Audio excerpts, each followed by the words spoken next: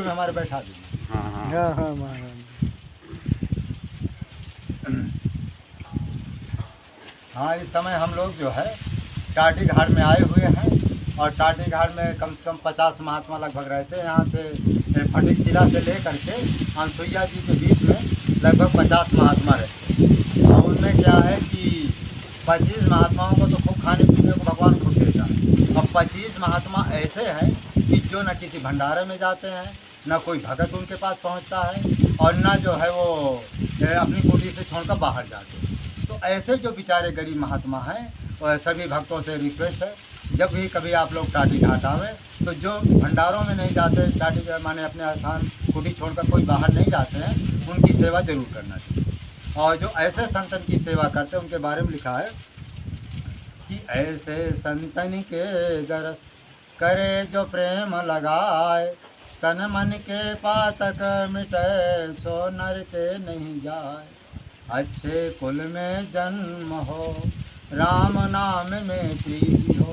कहते जो जंगली ऐसे महात्माओं को जो दर्शन करते हैं, तन मन के पातक मिटे सो नर के नहीं जाए। कहते उसके तन के मन के पातक मिट जाते हैं और सो नर के नहीं जाए। तो जो मैंने नाना प्रकार के पाप होते हैं, माने तन से पाप हो जाता, मन से पाप हो जाता है। जिस हम रास्ते से जा रहे हैं तमाम चीटी उटी मर जाती, ये तन का पाप है। मन का पाप होता, मन में किसी के प्रति गलत भावना रख देते हैं, किसका ऐसे हो जाए, नहीं मन में विचार होता है कि व्यक्ति मर जाए, ऐसे नहीं, नाना प्रकार के विचार होते, ये मन के पाप है। और तन मन और तन का मतलब जो हाथों से हो जाए, किसी को मार देना, काट देना, कुचल देना, ये तन के पाप। मन के तो बता ही थी, मन से गलत भावना उत्पन्न हो जाना। तन मन के पातक मिटाए सो नरक नहीं जाए। तो वो कहते हैं नरक नहीं जाए। जो नरक भी के बारे में बताते हैं, नरक जो है वैसे तो 28 नरक है, जिसमें प्रधानता नरक जो है, नरक तो 1000 नरक है, लेकिन जिनमें नरक में मुख्य नरक जो है 28 नरक है। तो कहने का अभिप्राय हमारे ये है कि तन मन के पातक मिटाए सो नरक नहीं जाए। तो इसलिए व्यक्ति जो है संतों के दर्शन करने से ये माने उसके तन मन के जो पातक जो पाप होते हैं वो मिट जाते हैं और नरक नहीं जाते। इसीलिए सभी लोगों से प्रार्थना विनती है कि अधिक से अधिक लोग संतों का दर्शन करें। संतों के दर्शन मात्र से जीव का कल्याण होता है। छोटी मोटी यदि कामना है, महात्मा अच्छे महात्मा है, उनके आशीर्वाद से भी कामनाएं पूरी हो जाती है। तो इस तरह से संतों के दर्शन मात्र से संत दरस जिम पातक टरे। कहते हैं संतों के दर्शन मात्र से पातक टर जाते हैं। पातक टरते कैसे हैं? जैसे हमने गंगा जी का स्नान किया, पातक तो टर गए, लेकिन फिर बुरे कर्म न करो तो हमेशा के लिए पातक टर जाएंगे। और फिर यदि गंगा जी का स्नान करके फिर बुरे कर्म करने लगे तो बेचारी गंगा जी बेचारी कहाँ तक मदद करे। जैसे हाथी होता है, हाथी स्नान किया, साफ हुआ, कुछ दूर के बाद गया तो फिर ऊपर जो है धूल मन उड़े लिया। उसी तरह से जो भक्त लोग हैं पुण्य करते हैं, संतों का दर्शन करते हैं, उनका माने सत्संग का फल मिलता है, लेकिन फिर बुरे कर्म नहीं करते हैं तो पूरा का पूरा फल मिलता है। और फिर यहाँ से गए घर में फिर उल्टा पुल्टा करने लगे तो दर्शन को पुण्य उतना तो मिलेगा, उसको जो दर्शन का फल मिला है वो मिलेगा, लेकिन वो एक किनारे वो हो जाएगा, जो पाप होगा वो अपना प्रभाव दिखाने लगेगा। तो कहने का मतलब पुण्य और पाप, जीव को पुण्य और पाप दोनों भोगना पड़ता है। यदि पाप अधिक होगा तो नरक भोगना पड़ेगा, 84 लाख योनियों में भोगना पड़ेगा। गधा कुत्ता बिल्ली है, इन योनियों में उसको जन्म लेना पड़ेगा। यदि पुण्य होगा तो स्वर्ग जाएगा। ये जो आकाश के तारे देख रहे हैं, ये आकाश के तारे स्वर्ग के तारे हैं। जब जीवात्मा यहाँ पुण्य करता है तो आकाश में उसके लिए आकाश में तारे के रूप में कोई बहुत बड़ा उसके लिए महल बन जाता है, उसके लिए पूरी बाग बगीचा प्रकट हो जाती है। फिर वहाँ जीवात्मा तब तक रहता है जब तक उसका पुण्य होता है, और जैसा उसका पुण्य क्षीण होता है फिर वो धरती में आता। कभी कभी आप देखते होंगे तारे अपने आप गिरते हैं और फिर जैसा उसका कर्म होता है 84 लाख या जैसे उसके कर्म होते उसी में अपना वो चला जाए। यदि हाँ, ये जरूर बात है, यदि स्वर्ग से आया हुआ व्यक्ति होगा तो बड़े घर में जन्म होगा, उसके पास महल अटारी सब कुछ होगी, लेकिन वो भजन नहीं करेगा क्योंकि केवल उसके पास पुण्य है। और जो विशेष पुण्य आत्मा होगा, जो यदि वो पूजा पाठ कर रहा तो समझो वैकुंठ से आया। तो पूजा पाठ करने वाला व्यक्ति जो होता है, जो भी व्यक्ति होता है माने संसार में जो भी व्यक्ति को देखो ये पूजा पाठ कर रहा, धन धनाढ़ से संपन्न है, तो इसको समझ जाओ कि वैकुंठ से आया है। और जो देखो कि धन धनाढ़ खूब है, ऐशो आराम कर रहा है और खुश धन संपत्ति मिले, तो समझो जो हुआ कहाँ से आया, स्वर्ग से आया। इतना अंतर है। और जो पाप है, जो रात दिन खेती पाती जोत रहे हैं और खेत ये लकड़ी बेच रहे हैं, खाने को नहीं है, तो समझो ये नरक से आया। ये जीव यहाँ संसार भी यही इस युग में यही नरक भी है, स्वर्ग भी, वैकुंठ भी है। और वहाँ भी है। माने नरक कहते सबसे बड़ा नरक क्या है? गर्भ है।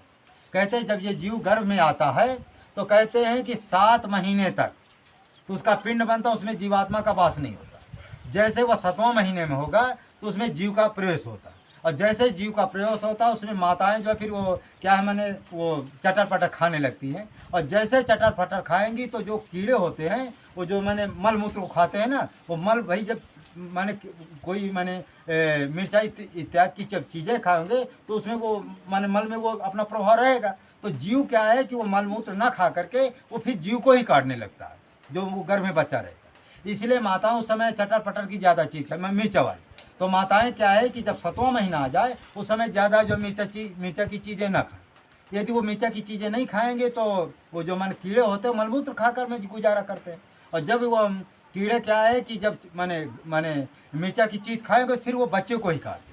अब बच्चा इतना कोमल होता है कि उसको दर्द आसानी दर्द हो।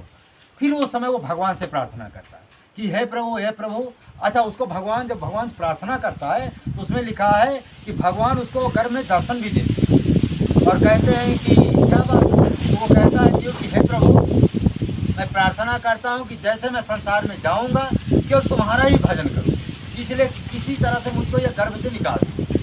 तो भगवान से रोता है, गाता है, बहुत प्रार्थना विनती करता है। भगवान कहते हैं कि ठीक है भाई, अच्छा है, निकाल तो देंगे, लेकिन ध्यान रखना, वादा तो किया है, घर में तुमने वादा किया है और मैं तेरा भजन करूँगा, और जैसे मैंने धरती में जाना मेरा ही भजन करना।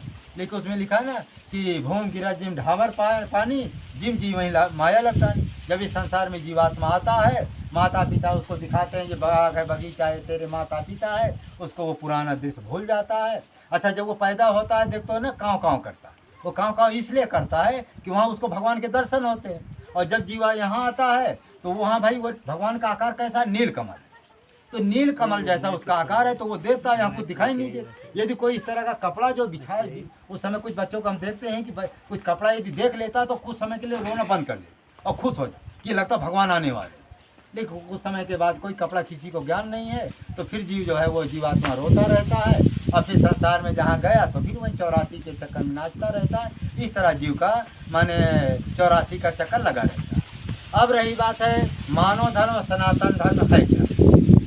हमारे धीरेन्द्र कुमार शास्त्री जी जो है हमारे मानव धर्म माने सनातन धर्म का प्रचार करते हैं, और हमारे गुरुदेव जी परमहंस श्री गंगा रामदास जी मानव धर्म का प्रचार करते हैं।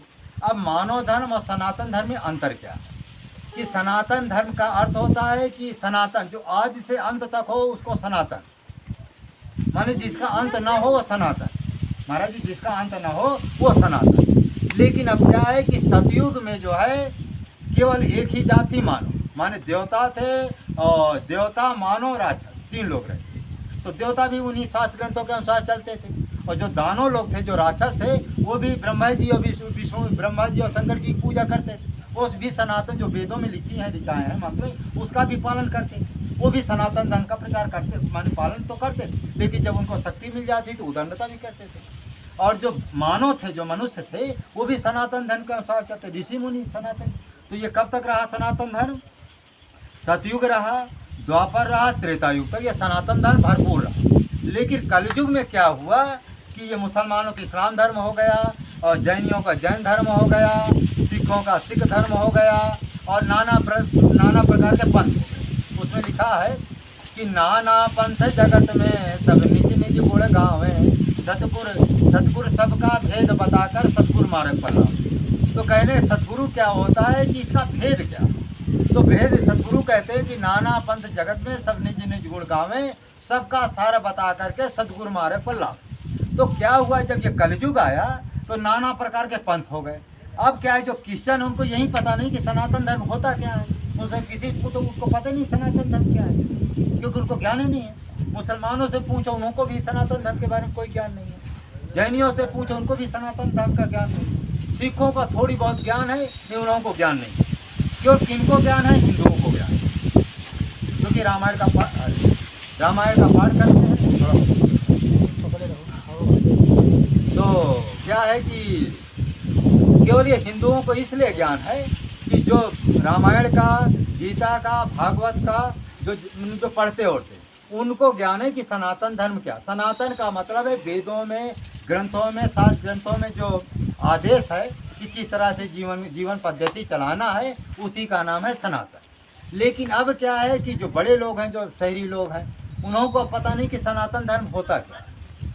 तो अब हमारे गुरुदेव जी ने मानव धर्म लाए हैं।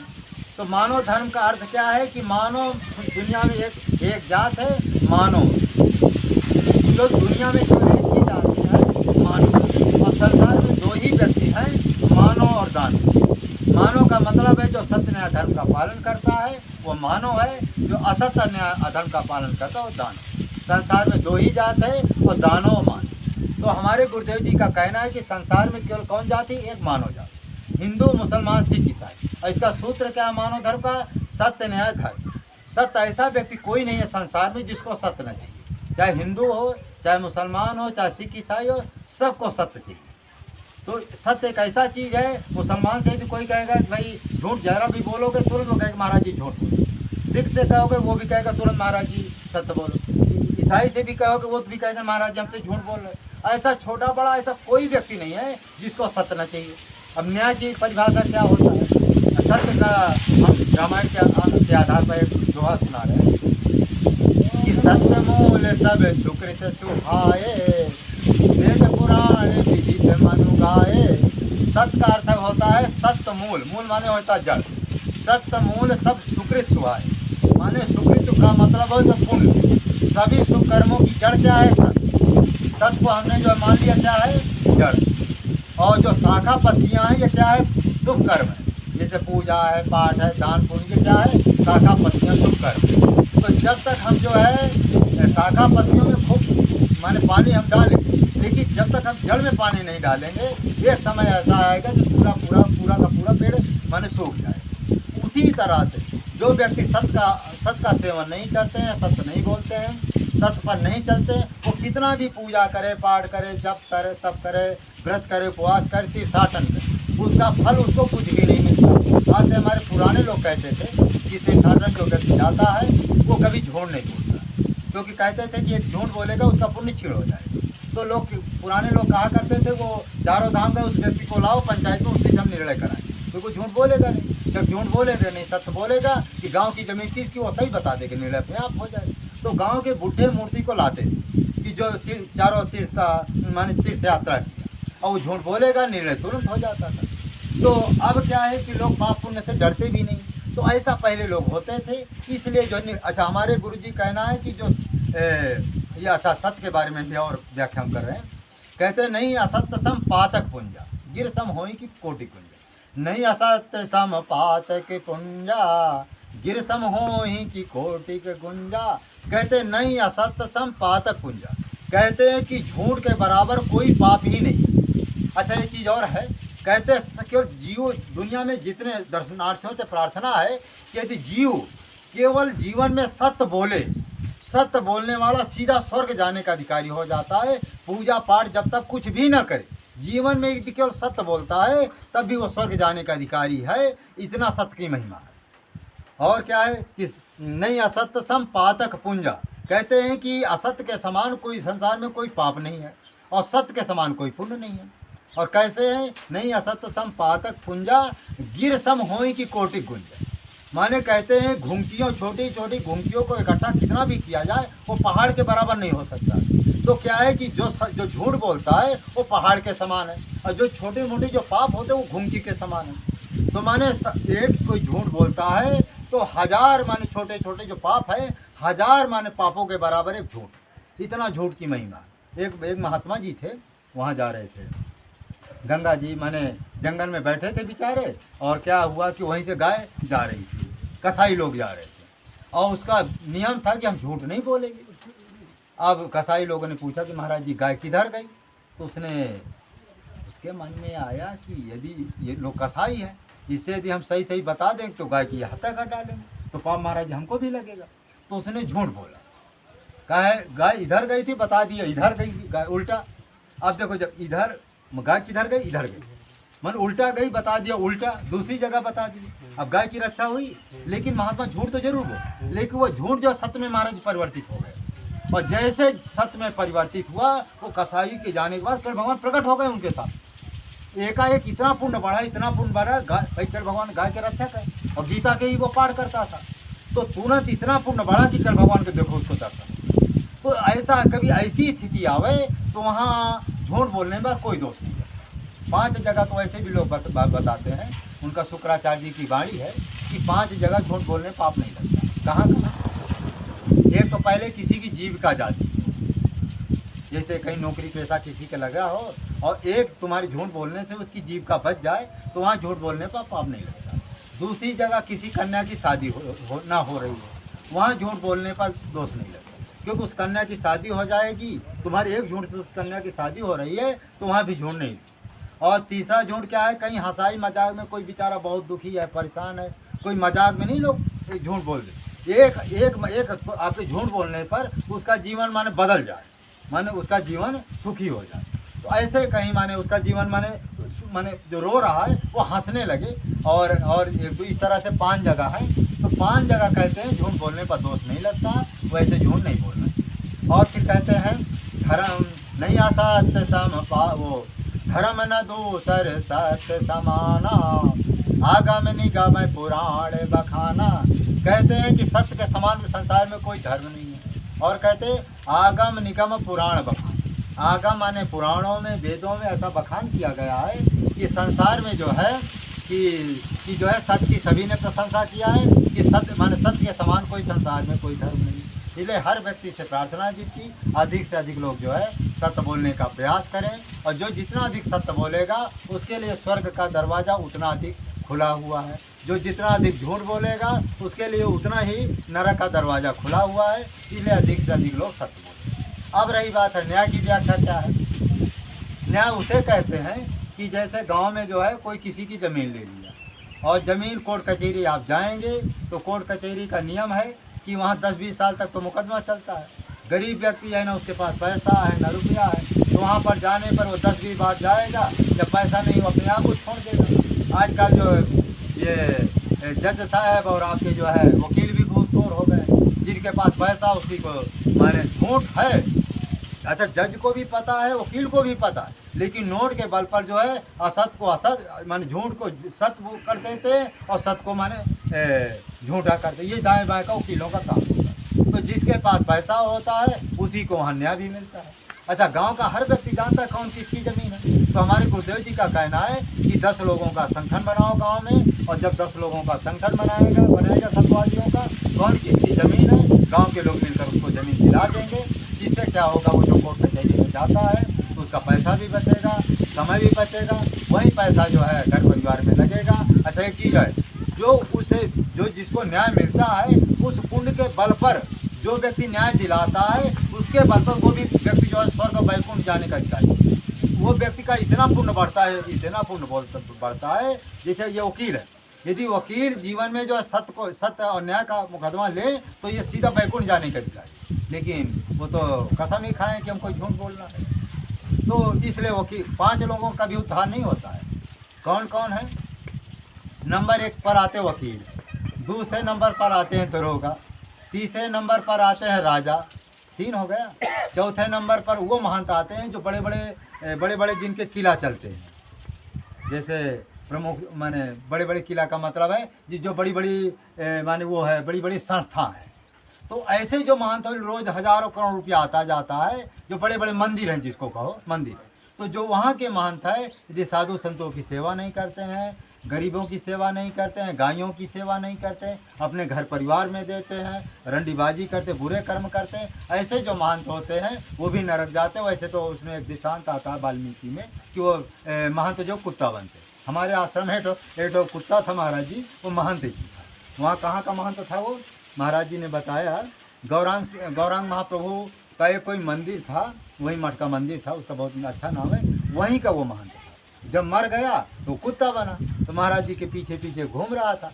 तो महाराज जी ने कहा गौड़ संप्रदाय का महंत था, माने चैतन्य महाप्रभु का एक संप्रदाय है, उसी का वो महंत। तो उससे कुत्ता से कहा, ये बताओ कौन कर्म किया था या तू कुत्ता बना और हमको दिन भर परेशान कर, तेरी कौन गति हो? जैसे महाराज जी कहें तो ऐसे वो कुत्ता पीछे पीछे दौड़ रहा था। फिर महाराज जी को उतनी दूर से, वो कम से कम 100 मीटर की दूरी पर दर्शन कर ले, उतनी दूरी रहता। महाराज जी के पास वो तब से आना जाना बंद कर दिया। और एक चीज़ और हमने देखा, जो पुजारी होते बड़े बड़े मठ मंदिरों के, वो कुत्ता इसलिए देखते होंगे कि कभी कभी आप लोग देखते होंगे मंदिरों में कुत्ते भौंकते हैं, नहीं वो शंख जैसे आवाज़ लगाते हैं, देखें। हाँ, तो ये महाराज जी सब पुजारी हैं, जो बड़े बड़े मंदिर है ना उसके ये सब पुजारियाँ हैं, क्योंकि शंख बजाने की आदत पड़ी है, ये शंख बजाते हैं। लेकिन भगवान की इनके ऊपर ऐसी कृपा है कि संतों के मठ में या संतों के मंदिर में ही ये रहते हैं और उनका जूठन मिलते हैं। इनका महाराज जी पुण्य, भाई पूर्वजन्म का तो पुण्य नहीं है इनके पास। लेकिन थोड़ी गलती से ये कुत्ता इसलिए बने कि जो साधु संतों के नाम से या जनता के नाम से प्रसाद आता था, आधा रख लेते थे और आधा बांटते थे। उस पाप के कारण इनको कुत्ता बनना पड़ा पुजारियों को। तो यदि ये अच्छा देखो, पुण्य आज भी देखो काम कर रहा है, कुत्ते हो गए फिर भी देखो साधु संतों के मंदिरों में फिर भी उनका देखो मदद करते हैं। अब भाई शंख होती तो बेचारे बजाते, अब शंख नहीं है तो अपना जो है मुँह से बजाते रहते। तो कुत्ते क्या है कि जो गलत मार्ग का अनुसरण करता है पुजारी, और जो बड़े बड़े मंदिरों में है यदि गलत का अनुसरण करे तो वो भी कुत्ता के ओनी में जाते। इसलिए सभी लोगों से प्रार्थना है, जो बड़े मंदिर के पुजारी हों, बड़े मंदिर के जो मठ हों, अधिक से अधिक वो माने गौयों को गौ सेवा में अपना धन व्यय करें, संत सेवा में व्यय करें, माने धन का दुरुपयोग न करें। ऐसा जो महंत होते हैं, ऐसा जो पुजारी, उनकी उत्तम गति होती, वो भी बैकुंठ जाते हैं। और जो बुरे कर्म करेंगे तो कहने माने बुरे कर्म का बुरा नतीजा, और कुछ ऐसा है, न माने तो करके देखे। हाँ, न करो तो न माने तो करके देखे। हाँ, न मानो तो करके देखे। और इस तरह से इसकी लीला है। तो ये हो गया न्याय। धर्म किसे कहते हैं? हमारे गुरुदेव जी का कहना है कि परिहित हित जिनके मन माही, परिहित हित जिनके मन माही, तिन कहूँ जग दुर्लभ कछु नाही। कहते जिसके मन में परिहित करने की भावना होती है तो भगवान कहते हैं उसको मैं सब कुछ दे देता। लेकिन परिहित करने की भावना उत्पन्न तो हो, तो जब परिहित करने लगता, परिहित का मतलब है जैसे गायों की सेवा करना, साधु संतों की सेवा करना, कोई दीन दुखी निबल विकलांग उसकी सेवा करना, ये परिहित है। और उसमें लिखा है परिहित परिहित शरीर से धर्म नहीं भाई, पर पीड़ा सम नहीं अधमाई। कहते हैं परिहित माने परिहित के समान कोई जो धर्म नहीं है, और पर पीड़ा के समान कोई अधर्म नहीं। तो उसमें भी है अष्टादश पुराणेषु व्यासस्य वचनम द्वयम् परोपकाराय पुण्डाय पापाय परिपीडनम। कहते हैं कि 18 पुराणों वेदों में कहते हैं अष्टादश पुराणेषु व्यासस्य वचनम, 18 पुराणों में व्यास जी ने लिखा है कि परोपकार के समान कोई जो है धर्म नहीं है, और पर पीड़ा के समान कोई अधर्म नहीं है। इसलिए संसार में जो है व्यक्ति जो परोपकार करता है उसको सीधा जो है वैकुंठ की प्राप्ति होती है। एक दृष्टांत आता है कि शिवितधीचे हरिचंद्र नरेशा, सहे धर्म हित कोटि करेसा, रति देव बलि भूप सुजाना, धर्म धरो सही संकट नाना। देखो शिवी ने जो है परोपकार के लिए क्या कर दिया, उसने जो है माने कबूतर के लिए अपने जो है अपने शरीर को जो काट करके माने जो माने शिव माने भगवान जो है इंद्रदेव परीक्षा करने के लिए आए कि देखते हैं कितना बड़ा परोपकार। जब वो कबूतर माने कबूतर का माने उसका एक कबूतर का था, वो बन गया, उसको क्या बोलते हैं ना, मारने वाला जिसको माने शिकारी बन गया। जैसे वो कबूतर को मारा तो थोड़ा माने पंगुल तो हो जाता है, तो वो महात्मा कहते हैं कि इसको तू छोड़ दे, उसके बदले इसको तू छोड़ दे। तो इंद्रदेव कह रहा है कि छोड़ तो दूंगा, लेकिन उसके बराबर हमको मांस चाहिए और तुम्हारा मांस चाहिए। तो शिवी ने जो है उस कबूतर, अच्छा कबूतर वो चंद्रमा कौन किसका रूप बना कर को आया था, वो भी माने दैविक, भाई 1 किलो 2 किलो होता तो थोड़ी बहुत मांस से पूरा हो जाता। दैविक वो कबूतर था, पूरा मांस काट करके माने शिवी जी चढ़ा दिया, महाराज नहीं पूरा हो, फिर अपना शरीर ही चढ़ा दिया। ऐसे जो परोपकारी होते शिवी ने ऐसा किया। दधीची के बारे में आता है, दधीची हमारे बड़े महाराज जी के सामने ग्रंथ में पद भी लिखाए हैं, अब समय नहीं मैं अभी दिखाता, भूल गया उसके बारे। तो दधीची बता रहे हैं कि हमने देवताओं की रक्षा के लिए अपना जो है हड्डियों का दान कर दिया। उसी से जो उनको मारा था ना, वो कौन सा राक्षस था, त्रिपुरा था, वही त्रिपुरासुर, उसी में बाण बनाया था। हाँ, वही बाण बना था भगवान शंकर जी के, और उसी से ये माने क्या बोलते हैं इंद्रदेव का वो बना था, वज्र बनाया। और उसी से एक बाण और बना था, क्या बोलते हैं, कुछ और बना, 3 चीज उससे बना। पिनाक। पिनाक उसी से बना था, जो भगवान शंकर जी तोड़े थे ना, पिनाक उसी से बना। तो 3 धनुष की उसकी रचना किया था, उसी से वो धनुष के माने दधीची की हड्डी से बना। तो परोपकार के लिए दधीची ने अपना सर्वस्व दे दिया। और हरिचंद गुरु जी के जो है सपने में संकल्प करने की वजह से, कि मैं तुमको सपना में संकल्प बोल दिए सब। और जब वो विश्वामित्र हाँ विश्वामित्र जब परीक्षा करने के लिए आए, माने विश्वामित्र, कि सपने में तुमको ये हमने संकल्प कराया है, भाई वो तो त्रिकालदर्शी थे विश्वामित्र जी। कहा हाँ नहीं, हमने तो संकल्प किया, तुमने हमको ही दिया, और जब संकल्प बोले तो दो। तो उन्होंने क्या किया कि ऐसा जब दिया तो दो, चाबी उन्होंने ले लिया। अब चाबी का मतलब पूरा राज्य उसका, राजपाट सब, चाबी का मतलब सब कुछ आ गया संकल्प पूर्व। तो उन्होंने कहा देखो संकल्प तो कर दिए, लेकिन हमें कुछ और थोड़ा बार सोना। हाँ कितने सोना है, कितने 60 बार। 2.5 बार 60 बार स्वर्ण। 2.5 बार सोना। एक बार में खुद बिके थे, एक बार में अपनी पत्नी, और आधे बार में रोहतास। अच्छा 2.5 बार सोना। अच्छा 2000। तो महाराज मैं अभी खजाने दे दो, खजाना तो मेरा होगा, हाँ खजाना तो मेरा हो चुका है, हाँ तुम लाओ मुझे अब जा। अच्छा तो बनारस में जाके काशी में वे बिके थे बाजार में। अच्छा हाँ, एक बार में खुद बिके, एक बार में उनकी पत्नी, और आधे भाग में रोहतास। बेटा लड़का था उनका। रोहतास लड़का था, 2.5 बार में बिके थे। तो ये सुनते हैं कि ये कालिया भंगी के यहाँ तो हरिचंद जी थे, हाँ और एक सेठ जी के यहाँ जो है रानी थी, और लड़का भी उन्हीं के यहाँ था। ये था। हाँ। तो माने कहने का मतलब है कि राजा हरिश्चंद्र सत्य की रक्षा करने के लिए अपना भी बिक गए, अपनी पत्नी को भी बेच दिया, लड़का भी मान लो बिक गया, और शमशान की रक्षा करता था हरिचंद।